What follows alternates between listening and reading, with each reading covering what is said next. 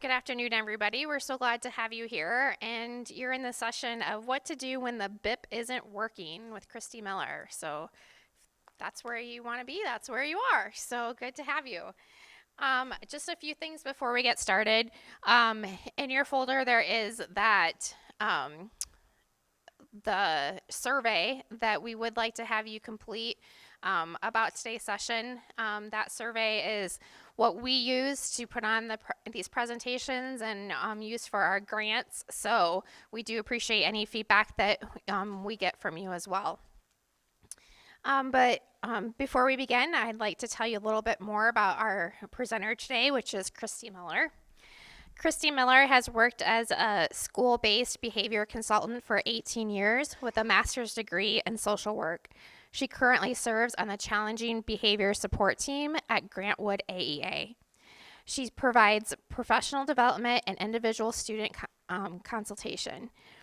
Outside of work, she enjoys chasing 4 kids around ballparks and soccer fields and completing work toward her BCBA certification. So we'd just like to welcome Kristi Miiller today. All right, well, thanks for having me today.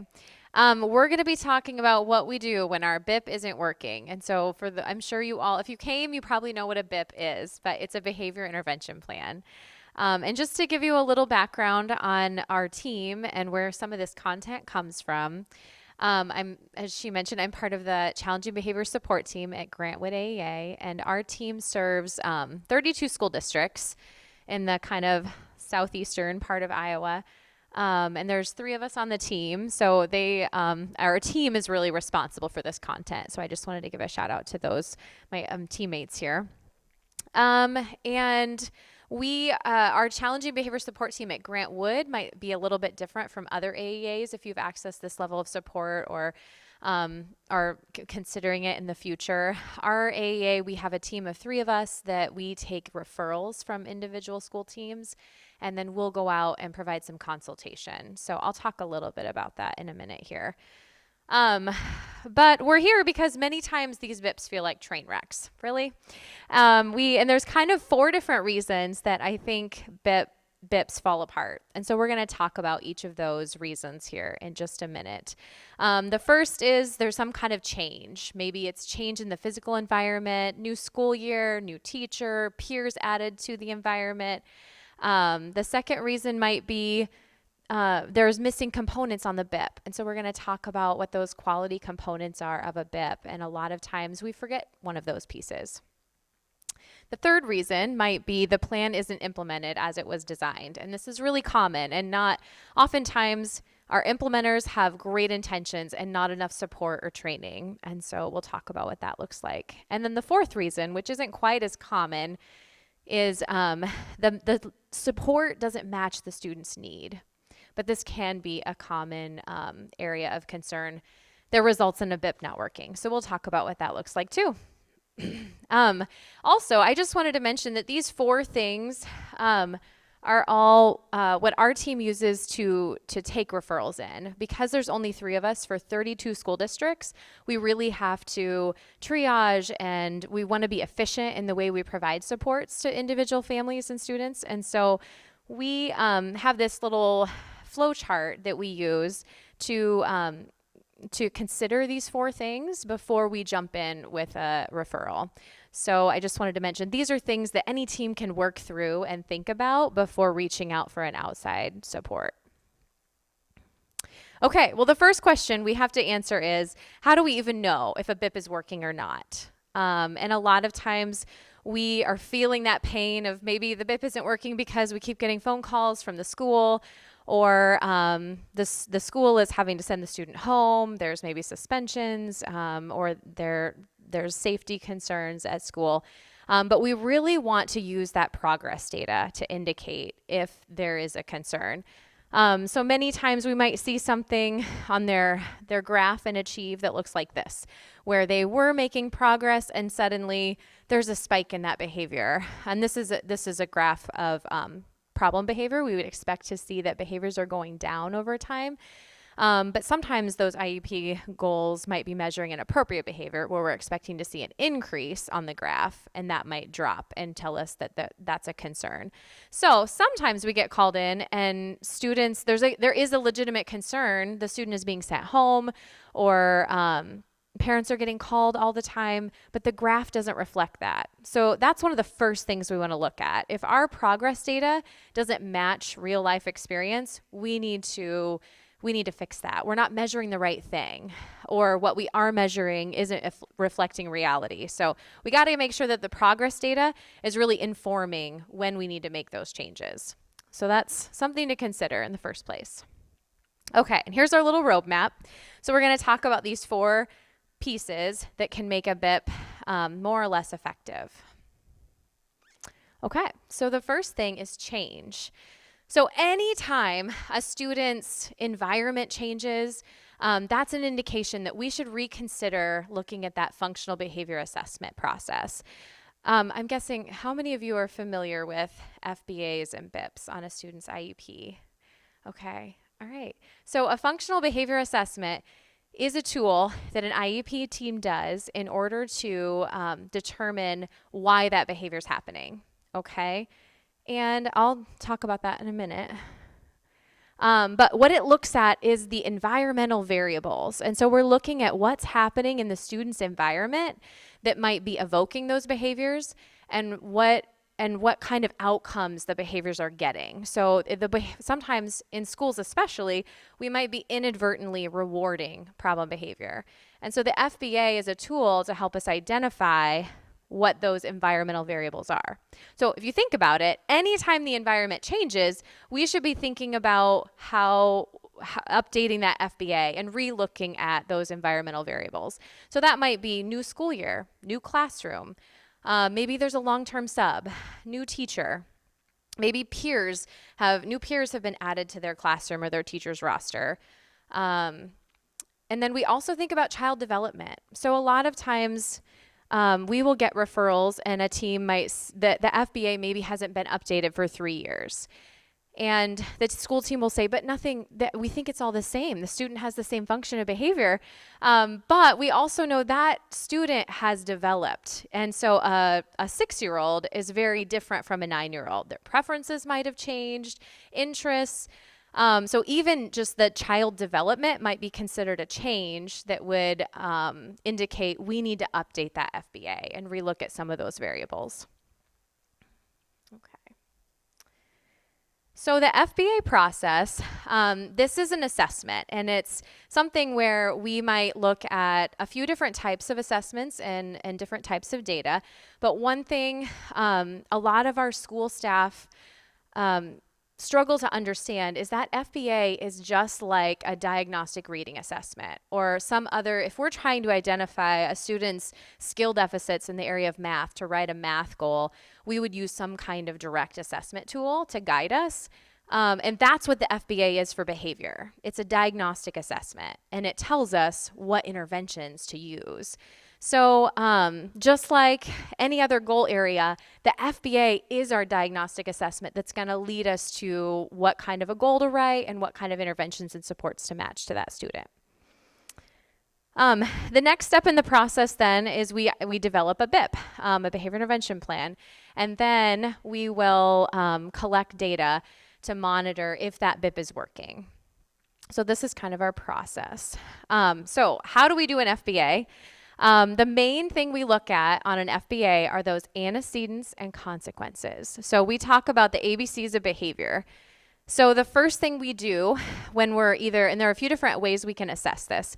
We can have a conversation and maybe some of you have been interviewed by a school team, an IEP team member, where we're asking questions about what happens right before the behavior, what happens right after the behavior, what are those natural outcomes of the behavior that might be rewarding. And so an interview is one piece of that data collection process. Another piece might be direct observation. So our team frequently goes into a classroom with my clipboard, and I take data on when the behavior occurs and what happened right before it and what happened right after it. And we look at those patterns over time to tell us what things might be evoking behaviors and also maintaining them. There are some other assessments that some of us at the AEA level have been trained to provide to identify those antecedents and consequences.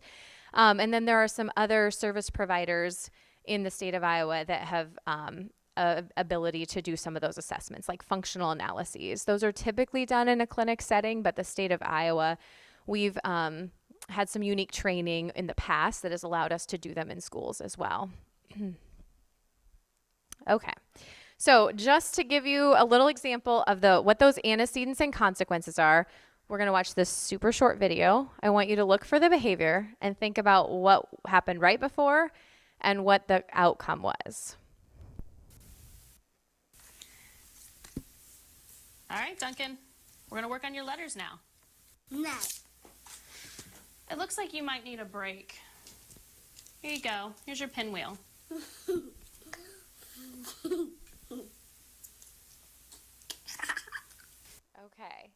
Okay, so what was the behavior you saw? He pushed we'll call that destruction. He threw the cards off the table. What happened right before that behavior? He was asked to do a task. Yeah, the teacher presented a demand. And then what happened right after he threw the cards? Yeah, he got a pinwheel. Now this one's a little tricky because she said, looks like you need a break. So she indicated he wasn't going to have to work. So he escaped the demand and also got access to probably a preferred item. We don't know. So this might indicate either an escape or a tangible function. It could indicate either. We'll talk about function in a minute. Okay, here's another one, a different type of student behavior here. Okay, it's time to get started on our math assignment.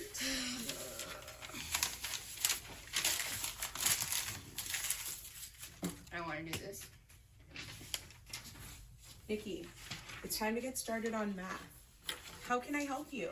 I don't understand it. Oh, it's so simple. Let me show you. You just do this. Do you understand? Okay, if you have any other questions, just raise your hand and ask. Okay. Okay.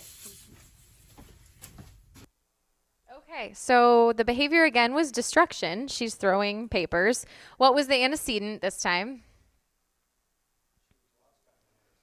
Yeah, so she was presented with a task. And I'm glad you said that, because one thing that we are only taking data on are those observable things that we can count and see. So there might be a lot of other things going on in the environment, like maybe this is beyond her work level. Like she might need a different type of task, or we don't know the thoughts going on in her head either.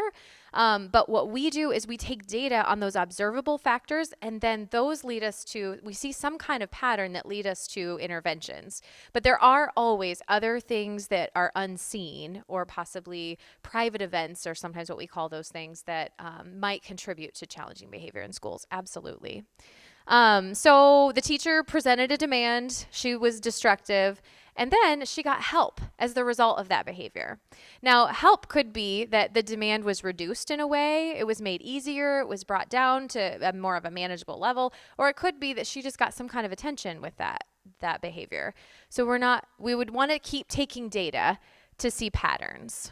And so what this data leads us to is function of behavior.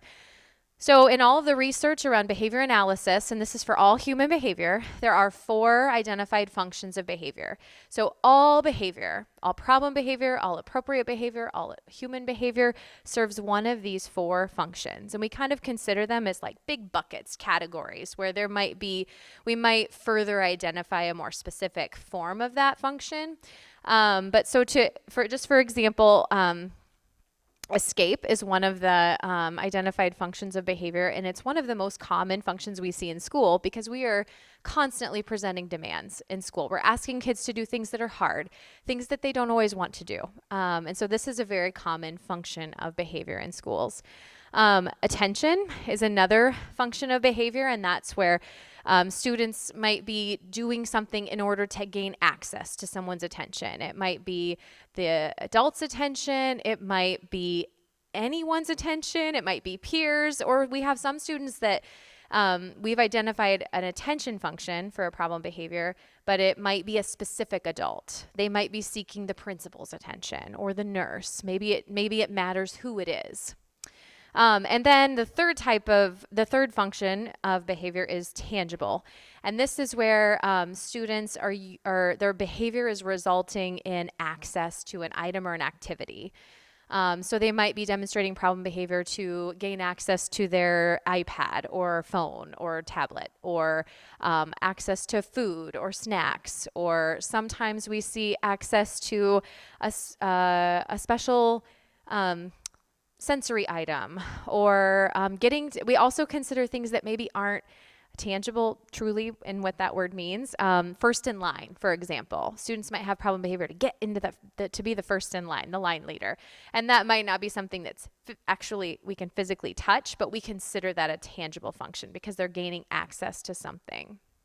So those first three functions of behavior are what we call the social functions, because they exist within the social realm outside of the person.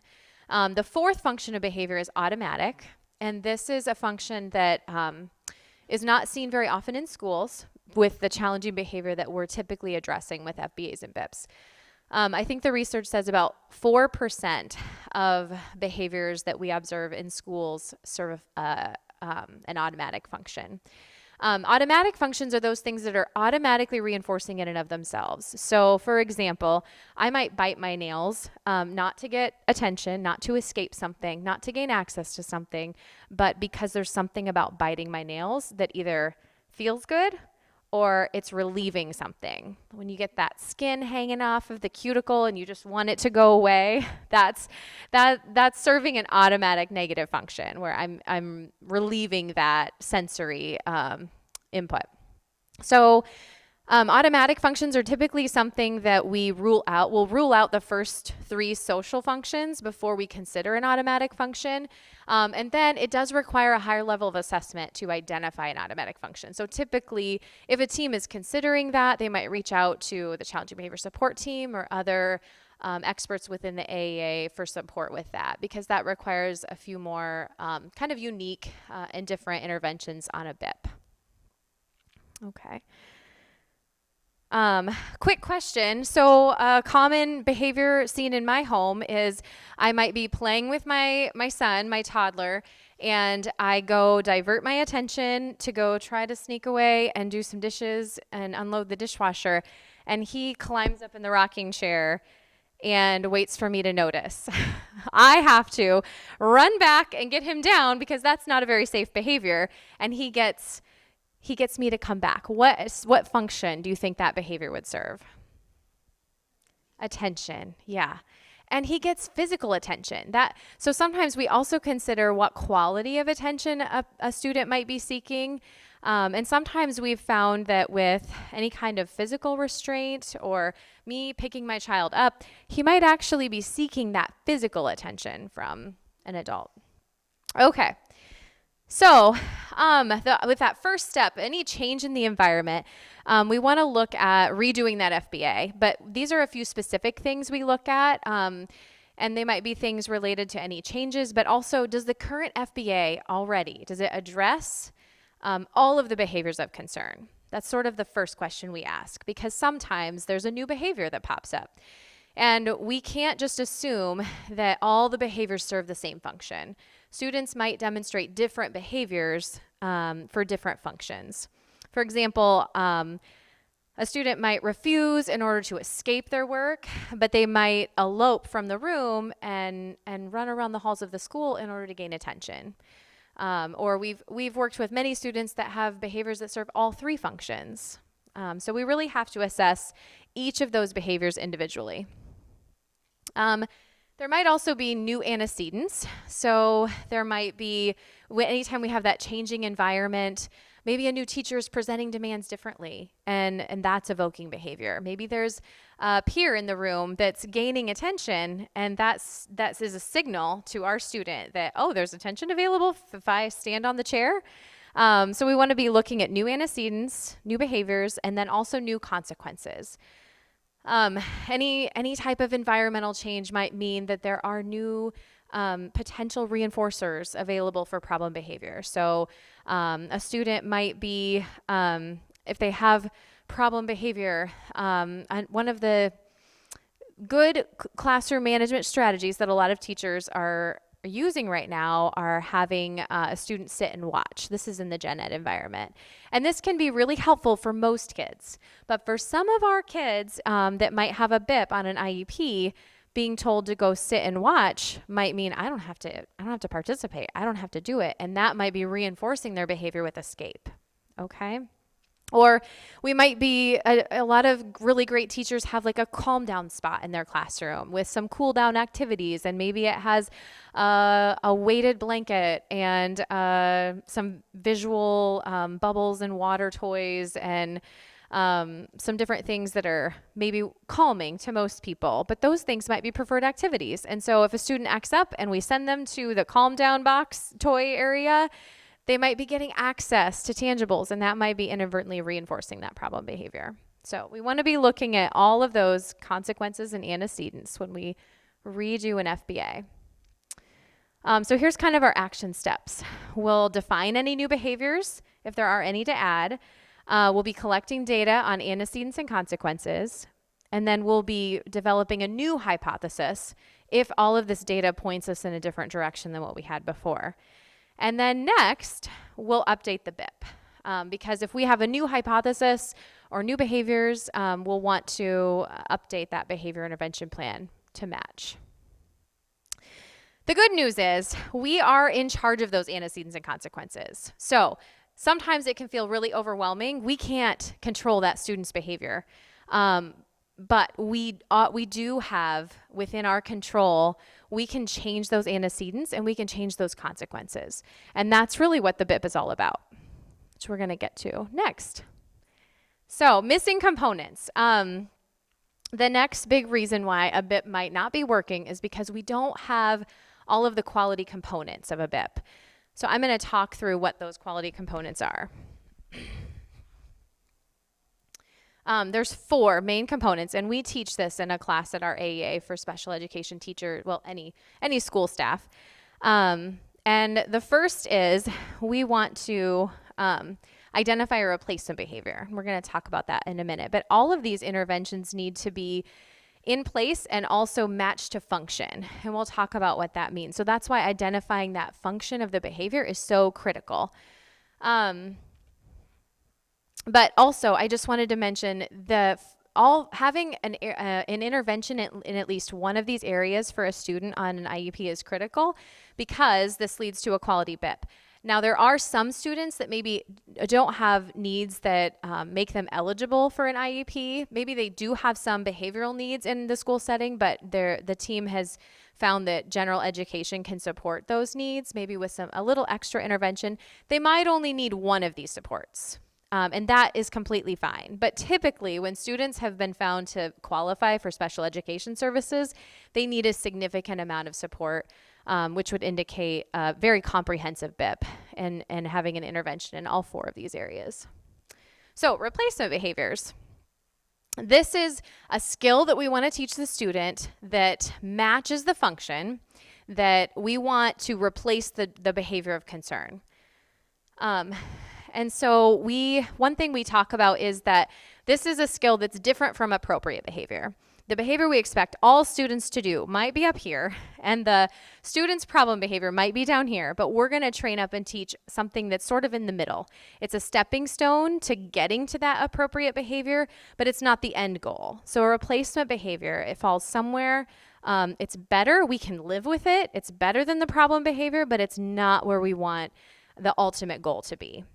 But what a replacement behavior does is that it gives the student a more appropriate way to communicate their needs or get their needs met than how they were doing it with problem behavior. I'm going to show you an example. So this is our ABC pattern right here. Tommy throws his books in protest when the teacher passes out the worksheet, which is an antecedent. And then the result is he gets sent out to the hallway. So he's escaping the demand with problem behavior, okay? So if we want to teach Tommy a replacement behavior, we have to teach him something that's that's safer and better than destroying his books and worksheets. But it still has to result in the same thing that problem behavior was. So we might simply teach Tommy to, when the teacher passes out worksheets, raise his hand and ask for a break. And then we have to make sure that he gets sent out to the hallway, just like he would if he tore up his worksheets and threw his books. Now, this is where we often get in trouble in schools because, and this is not the end goal. We might have a plan that we're going to do this for a few days until we see problem behavior, the destruction, come down to 0 levels, and then we're going to build in some fading. Then we're going to reinforce even greater the more appropriate behavior. But we have to teach this first. And we get a lot of times teams are a little unsure about this because we don't want Tommy just going out into the hallway all the time. We don't want him to miss all of that instruction. And absolutely, this can't be our end goal, but we have to teach him a more appropriate way to get those needs met than how he was doing it with problem behavior. That has to be our first step. Okay. And I think this also just reflects identifying a replacement behavior is helpful because it really honors the individual and what they're communicating with that behavior. We're always looking at problem behavior in schools and with a communication lens. What is the student trying to communicate to us? And so we want to give them a voice and teach them how to do that in a more appropriate way. Okay, I wanted to show this really quick video that kind of further explains the importance of how we respond to those replacement behaviors, and we'll talk a little bit more about replacement behaviors. This is, we have on the Grant Wood AEA website, our behavior team has created a few little behavior bits that explain the principles of behavior in hopefully parent-friendly language.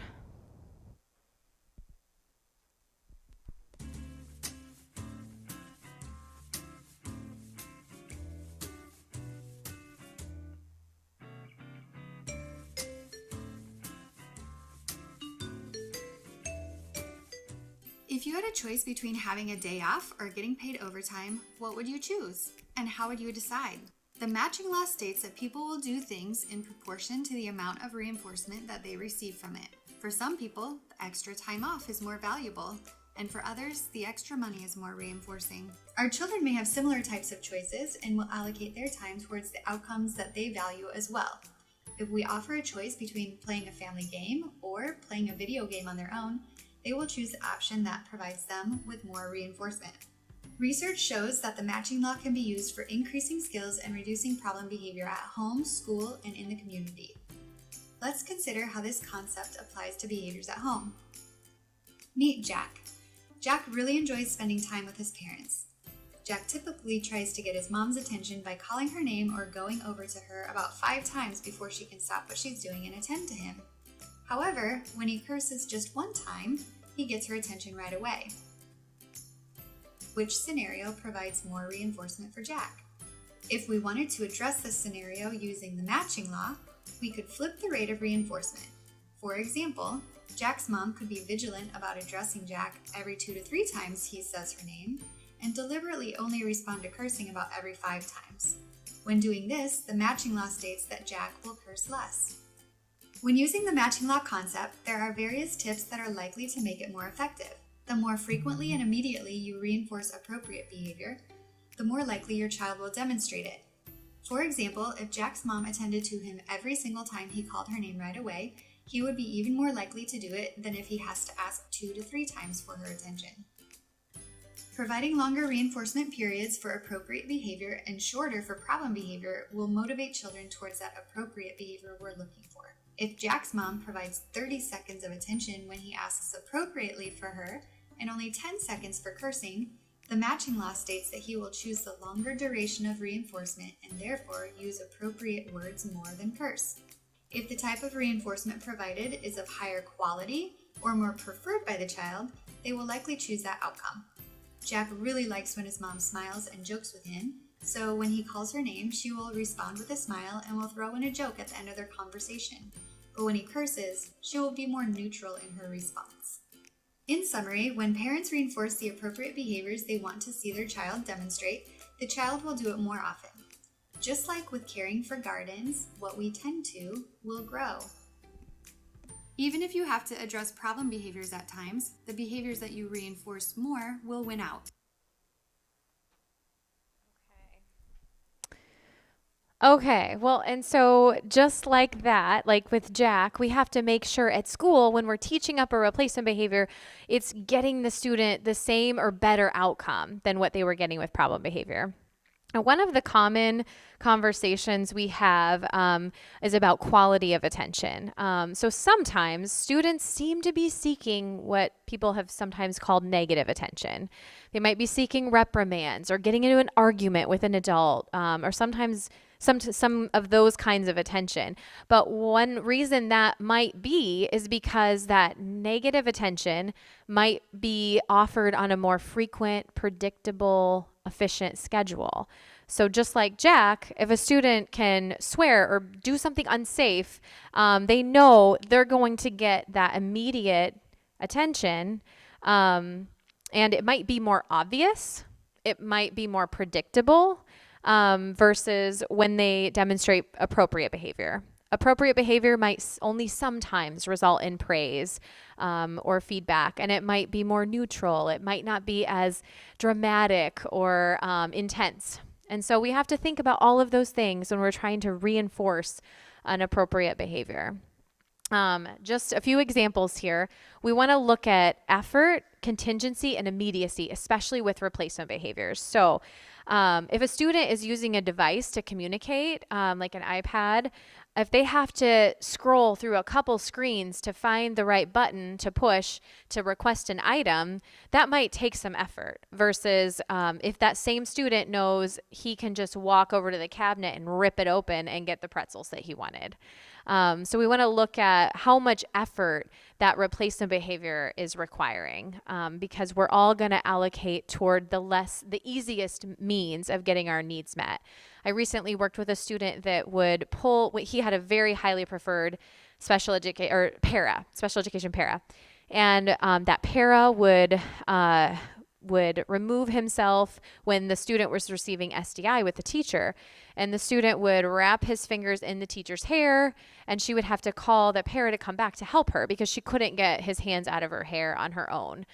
Well, we found that was really his way of requesting that preferred adult to get him back.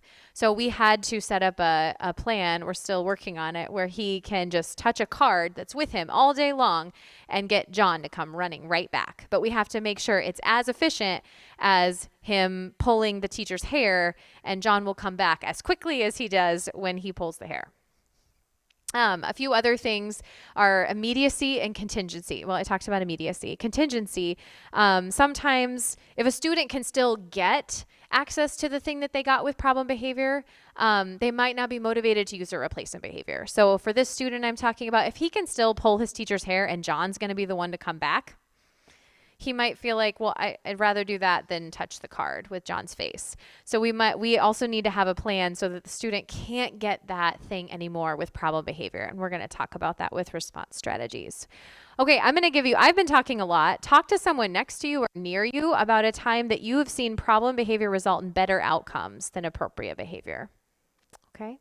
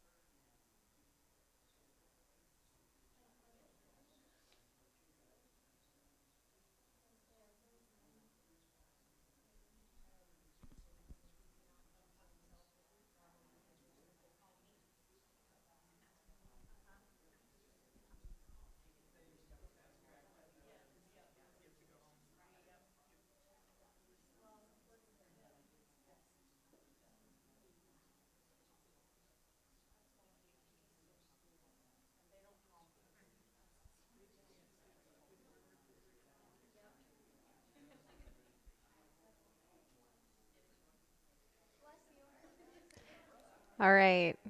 I'm hearing some good things. I'll pull you back together.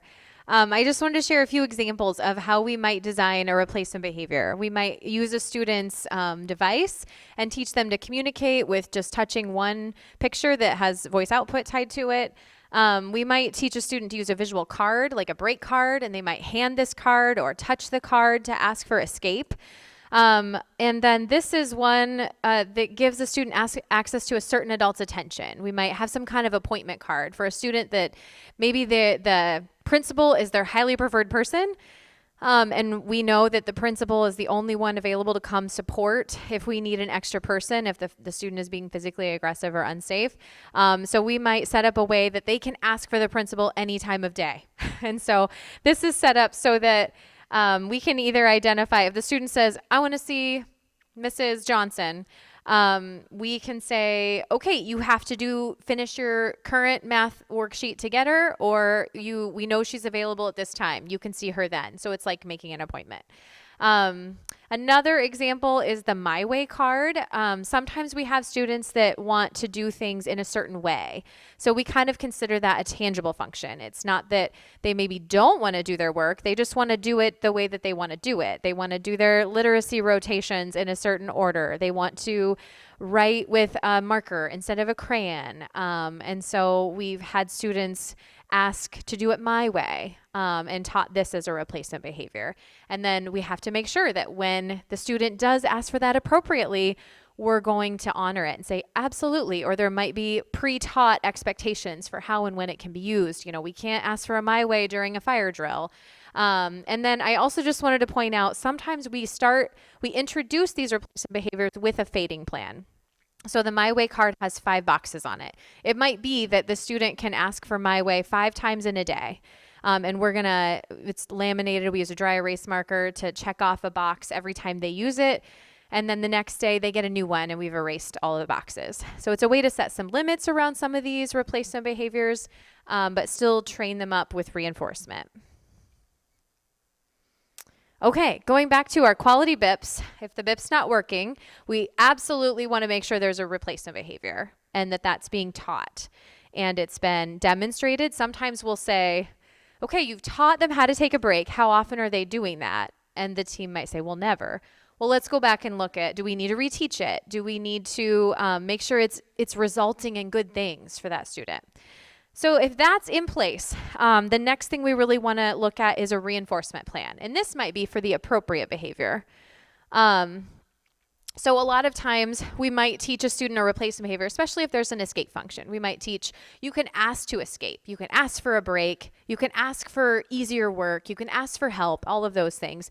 But if you get it done, you get this really great thing. Or if you participate the whole time, or if you do it in Gen Ed with your class, you get double the break minutes versus doing it in a different location.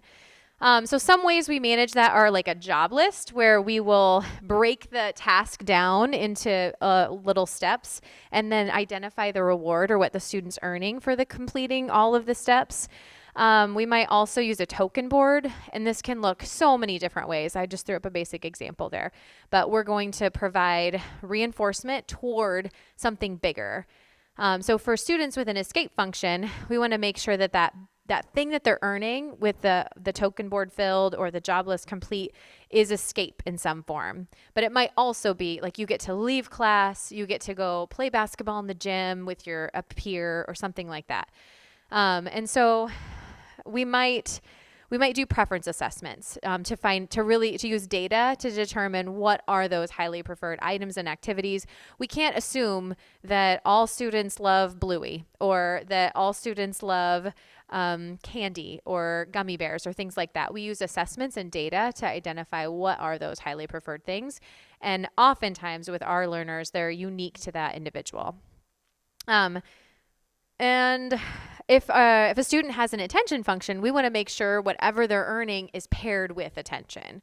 So if they're completing a job list to get a break and that break is by themselves, that might not be very motivating. So we want to pair the reinforcement with that function, make sure it's matched to that function.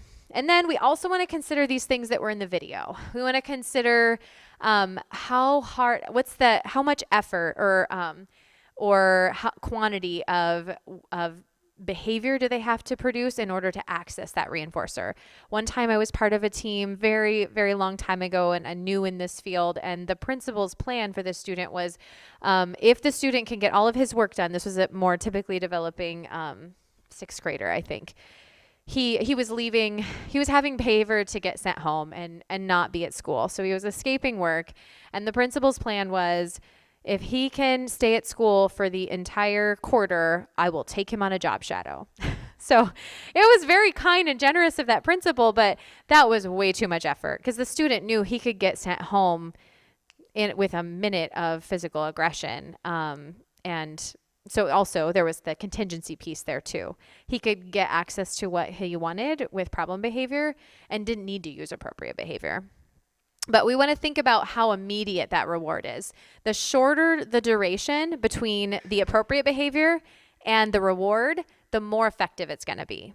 So that's why our token boards can be really helpful for a strong behavior we're trying to change, or if a student has a really hard time waiting for that reward, the tokens are a way we can provide more immediate reinforcement and acknowledgement of that appropriate behavior leading up to. And so for some students, when we're just training them on these plans, we might backfill. So that token board, the first 3 or 4 boxes might be filled, and we're waiting for them to demonstrate that appropriate behavior one time, and you get the reward you got it. Like, you demonstrated that appropriate behavior, and then we'll gradually unfill those boxes over time to build up their endurance. Okay, and then the next quality BIP intervention is prevention. And so we want to make sure that our prevention strategies are also aligned to function. So a lot of times what this looks like is, for a student with an escape function, we might be building in breaks. We're trying to satiate them with escape throughout their day and giving them lots of breaks between work. For a student with an attention function, we're going to be building in attention. Maybe we have them start the day off with meeting with the counselor for a quick 5-minute check-in. And then they receive feedback during every transition throughout their day. They get to eat lunch with someone. These are things just built into their day that prevent the student from having problem behavior because they don't have to have problem behavior because it's already available to them. Same thing with tangibles. If I had a student who loved kitchen utensils, and we just let him carry those around with him as long as it didn't interfere with instruction. And if it did, we taught a procedure, but he had access to those ladles and spatulas all day long because it didn't interfere. So a few other prevention strategies are attempts to alter antecedents. So if we notice in our data that anytime we present a demand, a student has problem behavior, how can we present that demand in a different way? So sometimes that job list that I mentioned, where we're showing the student, you do all these things, you get these really good things. We're presenting it that way. If I were told to show up to work for free, and I was just told, you need to come to work, here's what you're going to do. My response might be a little bit different than if I was told, we need you to come to work and this is how much you're getting paid for it. I think we all operate under that, those knowing the payoff for an expectation that maybe we don't want to do is really important. So that's one way we can alter antecedents, is by changing how we present those demands and including those payoffs. Another common prevention strategy is a visual schedule. And this can look a lot of different ways, but teaching a student, rather than saying, go somewhere, it's time to do something, presenting them with a visual and having that visual be the prompt to move them to the next location, can be a way to, if we have a lot of behavior around those transitions, how to structure them up and provide more support. So our prevention strategies are really anything that makes behavior less likely. And there's a lot we could talk about there, but I'm going to keep moving. The last quality component of a BIP that we want to make sure is in place is the response plan. And this is thinking about when problem behavior happens, how are we going to respond to it?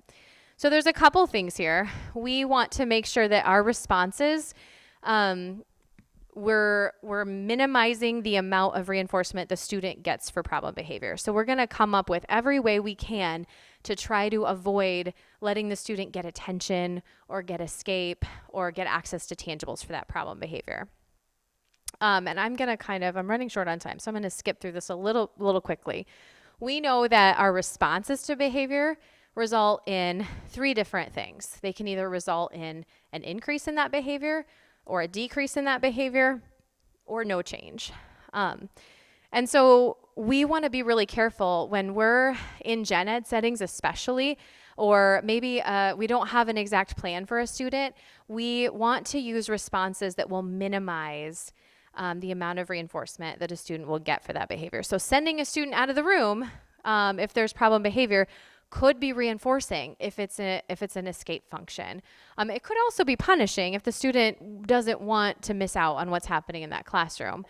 Or it could be if we have a discussion with a student for problem behavior, that could be reinforcing that behavior with attention. So on the preventative end, and offering snacks can also be reinforcing that tangible function. So one thing we can do is what's called a continuum of response, and this is sort of a great teaching strategy, a classroom management practice, where a teacher would have just a continuum of strategies they typically work through anytime behavior happens. And these are intended to minimize the amount of reinforcement a student might receive for problem behavior. So ideally, we would have a plan for how to respond in a way that minimizes those things, but a lot of times we're utilizing extinction. And this is a procedure where we're making sure that problem behavior does not ever result in the reinforcer that we had identified on the FBA. So it's not always possible in schools because there are times we have to intervene, we have to put hands on sometimes, or we have to give attention and talk to a student or move them away from peers in order to keep everyone safe. But sometimes this is possible. So for example, my hair puller right now, we're doing this only during his specially designed instruction for 20 minutes a day. So when he works with the teacher, he has to fill his token board to get his highly preferred break, and he's not able to escape or get access to his favorite para during that time with problem behavior. But we're only able to manage that during that 20-minute chunk of his day. So we're doing extinction, but only for one little part of his day. The other parts of his day, if he chooses to walk out of biology, we're going to allow it, but we're going to hand him his check schedule card. So he's perceiving that, oh, I'm transitioning now because it's time to go check my visual schedule. Okay, so the third reason why a BIP might fall apart is because of implementation. And this is also a really common problem. How we know, most of the districts that we work with have some sort of plan for collecting data on the implementation of those BIPs. And that's something as parents you can always request. There is a part of the BIP that asks questions about how it will be monitored. And so what we typically do is break the BIP down into categories. We create an observation tool, and then someone on the IEP team or within the school will go in and take that data and represent it in some sort of graphic format. So this is an example of what that might look like. And then most of the time, we want to see that strategies are at or above 80%. If they're below that, that indicates a need for support. So if it's below, oh, I thought I had another slide. If it's below, we can do some different things. A lot of times that's because there's not enough training or support for the team that's implementing it. Maybe we didn't realize the student would tear up their work and we need to have extra copies on hand. So we weren't able to keep presenting that demand. Or maybe we have a sub, we have some sort of substitute and that person hasn't gotten the training they need. Or it might be that we hadn't thought through that there were 2 doors and the student could just go to the other door and elope. And so we want to problem solve. We want to look at our data and see where are the areas we're falling below 80% and then make a plan. What are the barriers to implementing those items on the checklist? Do we need more training? Do we need more resources? And we try to problem solve those things. Okay, and then the last reason, this is not as common, but it sometimes is a reason why the BIP isn't working.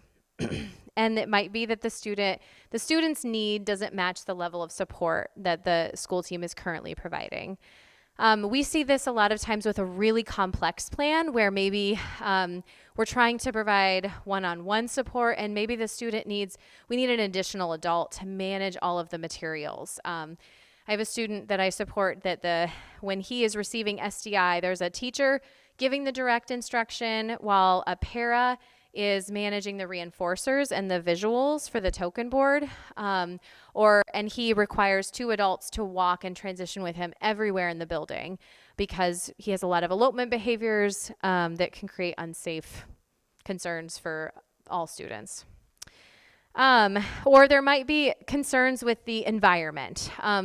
If a student is likely to demonstrate elopement, we have to find a space where we can block that effectively, or maybe have safe students that might have self-injurious behaviors. We might need to make sure our space is padded. There are no hard surfaces or glass that they can break. And so that might be a reason why the BIP might not be able to be implemented if we are so concerned about safety because our structures and our supports aren't really meeting that student's needs. So we might want to consider, are the resources available? Do we have enough resources to implement the BIP?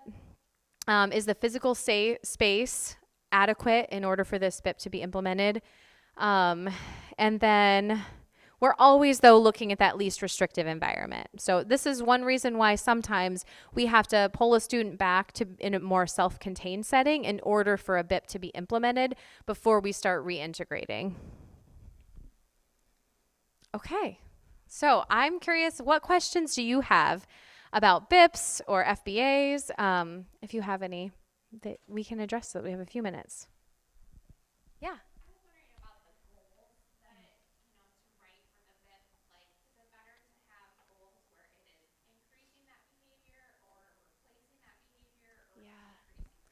So the question is, what kind of goals should we be writing for that behavior domain? Goals that increase, we're looking to increase an appropriate behavior or decrease a problem behavior. And this is a really, there's some different schools of thought, and it depends on really what skills you're hoping to demonstrate. One of the things that I ran into years ago as a school social worker was maybe I helped a team identify a student eligible for special education with a behavior goal. And the student was made eligible because of physical aggression. Okay, that's what first tipped us off that, wow, we need supports to keep him and other students safe. But we were teaching emotional regulation skills. So we wrote a goal because we wanted that to inform our instruction. So we wrote a goal that was to increase his emotional regulation skills in some way. But what we saw was he might be meeting his goal, but physical aggression was still happening. And so it looked like maybe he doesn't need to be eligible for special education anymore because he's meeting his goal. He's way surpassed it. But we're really concerned because kids are getting hurt. And even though he was demonstrating progress in that goal area, it didn't indicate, it wasn't indicative of his, him actually generalizing those skills to when he needed to use them. So measuring appropriate and replacement behaviors is important for delivering instruction, but in our IEP, our team often recommends that at least one problem behavior should be a goal area and monitored in the progress data, because that is truly connected to their eligibility, and it helps the team know if the student is continuing to be eligible and needing these services, or if we're moving toward fading these supports. Does that make sense? Okay, yeah. So not a special education BIP. Oh, the question is it possible to have a BIP without an IEP or a 504 plan? You can have a behavior intervention plan just for a gen ed student that's because our schools should all be implementing a multi-tiered system of support. And so that means that we provide a certain number of supports to all students at tier 1. At tier 2, we provide some additional supports. And then there are what we consider tier 3, where we might individualize some supports. But those things are not as intense or And a lot of districts don't have many resources for that. Some of our bigger school districts might have resources and support in place for those types of individualized behavior plans that aren't at the level of an IEP BIP, but they're also temporary. So a lot of times if a student needs that ongoing support to maintain progress in gen ed, that might be an indicator of a need for special education. Let's see, did I answer that? Okay. And did you have a follow-up back there? Okay. 5, yes. Okay. I think I also just wanted to say about BIPs that if they can also be eligible for a BIP. There are some times when a student maybe not have a behavior goal, but are eligible for a BIP. And that's not very often or very frequent, but sometimes, for example, a student might have academic goals on an IEP and demonstrate a need for some reinforcement or motivation, but there's no need for specially designed instruction in the area of behavior. And that might be a time when the team decides to add a BIP, but not a behavior goal. It's not very common, but any other questions? Yeah.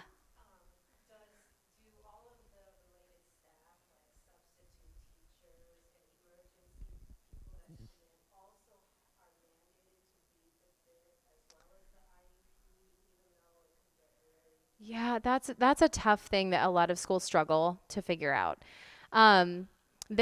Because of privacy, we typically try not to share that BIP outside the IEP team. But best practice would be any responders that we know on a regular basis need to respond to the behavior should have at least that component of the BIP. So sometimes the case manager or the principal might send out, they might copy and paste or take that last chunk of the BIP around the response plan and share it with the custodian or other CPI trained staff or other staff that might need to come and respond, so they know what that plan is. But they don't need the entire BIP and need to know all of the services and supports that student has. Now, our outside community providers often are not in the know about our strategies, and they are coming in with their own expectations and aren't typically following our plan if we are calling the police or something like that. Yeah. Yeah. I myself have a kiddo that is a frequent eloper. I printed his BIP and took a picture of him to our police department because they were frequently involved. Just so everybody that interacted him kind of knew what he was capable of and kind of how the teachers respond. That's awesome. So you could do that. That could be an option. Yeah. But that's what I chose to do because the school didn't want to release it. Yes. So I just took it there myself. That's great. As a parent, you could absolutely share that information. That's awesome. Yeah. Any other questions? Okay. Well, thank you so much for coming today. I appreciate it.